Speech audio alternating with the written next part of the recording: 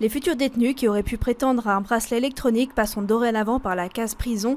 C'est une décision du ministre de la Justice, Vincent Van Quickenborne. De cette façon, il veut mettre fin à l'impunité du fait des courtes peines non exécutées. Cela fait exactement 50 ans que notre pays a commencé à ne pas exécuter systématiquement les courtes peines. Cette situation s'est avérée désastreuse, elle n'aide pas à lutter contre la surpopulation, bien au contraire, et elle crée surtout l'impunité.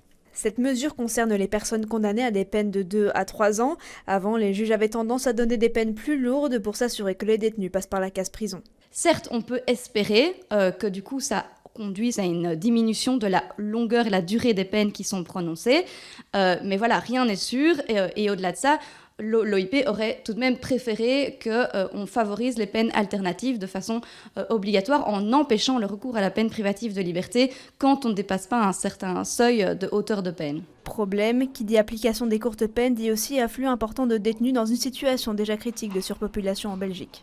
On a 9500 places et on a quasiment 11 000 détenus, donc il y a un vrai problème de surpopulation qui génère des conditions de détention tout à fait inhumaines. Donc la surpopulation, ça entraîne un retard dans tous les services et donc un retard dans les libérations conditionnelles puisque les procédures n'avancent pas, etc. On s'attend à 720 détenus supplémentaires, une surcharge de travail pour le personnel pénitentiaire.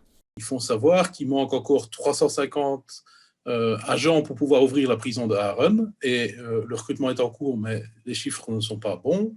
Il faut savoir que la maison de détention pour Bruxelles, qui devrait devenir la prison de Berkelland, n'est encore nulle part. Donc, je ne sais pas comment il va pouvoir exécuter cette mesure. Dans une deuxième phase, à partir de septembre 2023, ce sont les peines de moins de 2 ans qui devront être purgées en prison.